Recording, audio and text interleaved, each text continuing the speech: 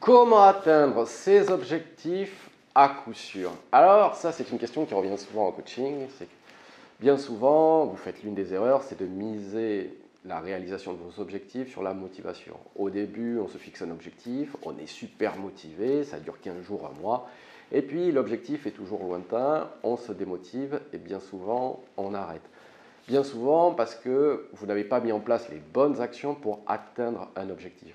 Alors, vous allez me dire, qu'est-ce qui fait que certaines personnes atteignent des objectifs et que d'autres non, que d'autres abandonnent?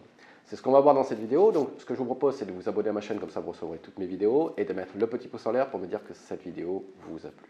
Alors, la première chose que j'aimerais vous dire, c'est que bien souvent, lorsque je vous ai en coaching, vous avez des objectifs qui sont flous. Vous mettez des mots valises, des mots bateaux, liberté, argent, bonheur, amour.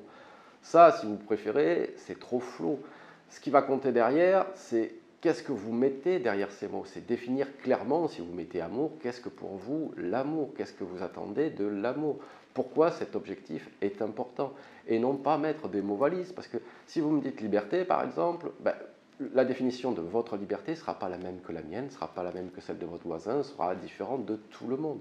Donc, qu'est-ce que vous mettez derrière ces mots-là? L'idée ici, c'est de définir un objectif clair, parce que si vous avez un objectif qui est flou, comment voulez-vous y arriver? Bien souvent, on part d'un point A pour arriver à un point B, mais lorsque le point B n'est pas clairement défini, il y a de fortes chances que vous n'arrivez pas à ce point B. Donc ce qui va compter, c'est la définition précise de ce point B. Donc premièrement, est-ce que votre objectif est clair et précis? La deuxième clé que j'aimerais vous donner, c'est de ne pas avoir 10 000 objectifs en même temps. Parce que si vous en avez beaucoup, déjà, vous allez vous disperser, vous allez vous perdre. Et en plus, certains seront contradictoires entre eux. Donc là, ce qui va compter, c'est de définir quelques objectifs à l'année. Où est-ce que vous voulez être l'année prochaine ou dans 6 mois, peu importe. Mais vous en fixez, pardon, 1, 2, 3, 5 grands maximum. Veillez également dans la définition de vos objectifs qu'ils ne soient pas contradictoires les uns et les autres. Parce que s'ils sont contradictoires, finalement, lorsque vous allez avancer pour l'un, vous allez reculer pour l'autre. Donc là, c'est important de se définir, comme je vous l'ai dit, des objectifs clairs, mais aussi en nombre limité, parce que sinon, vous allez vous disperser, sinon, vous allez vous perdre, et donc forcément, vous allez abandonner et vous démotiver. La troisième clé que j'aimerais vous donner, c'est bien souvent, on se définit un objectif final, il est tout beau, on est super motivé, etc. Mais finalement, il est très lointain. Or, cet objectif, pour l'atteindre, il va falloir passer des étapes, des paliers, d'où l'importance de découper son objectif en sous-objectifs. Déjà, premièrement, parce qu'il sera plus faisable.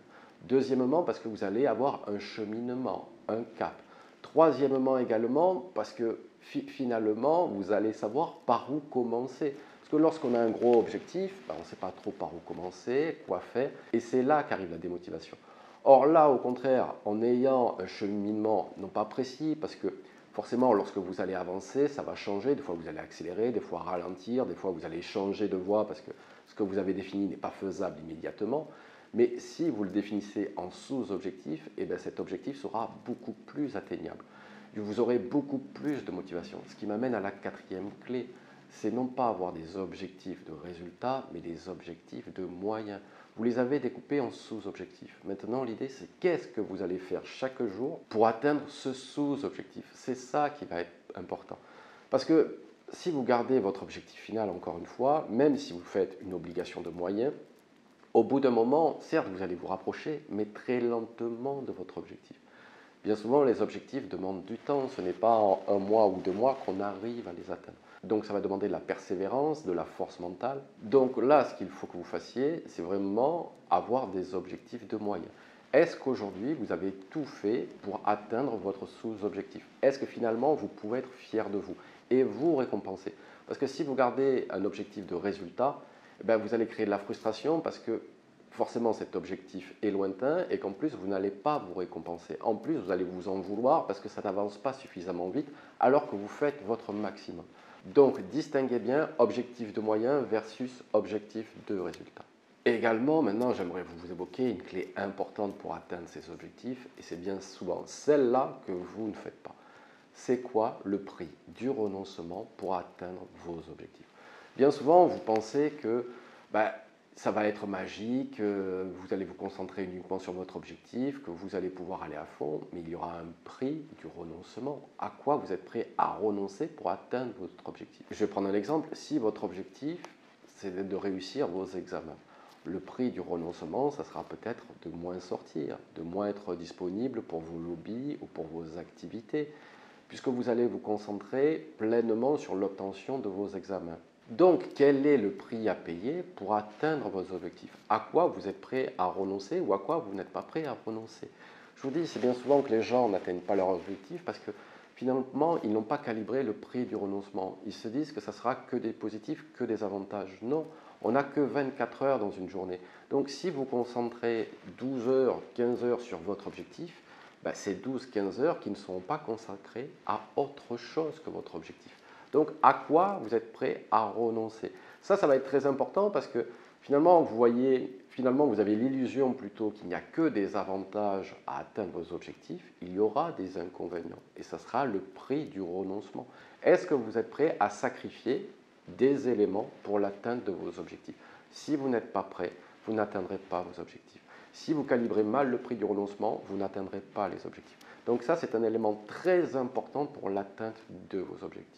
Parce que bien souvent, lorsqu'on voit une personne arriver ou lorsqu'on voit l'objectif final, on se dit que ça a été facile, on se dit que cette personne a eu de la chance. Non, ce qu'on ne voit pas, c'est comme l'iceberg, c'est tout le travail, tout le prix du renoncement, ce à quoi cette personne a pu renoncer pour atteindre cet objectif. Et bien souvent, ça, on ne le voit pas, puisqu'on écrit l'histoire de façon très très belle. On ne veut pas dire que finalement, c'était de la sueur et des larmes qui a permis d'atteindre cet objectif. Mais bien souvent, je vous le redis, au-delà de la sueur et des larmes, il y aura un prix au renoncement à l'atteinte de cet objectif. Également, un point important, c'est le pouvoir des habitudes ou le pouvoir des petites routines.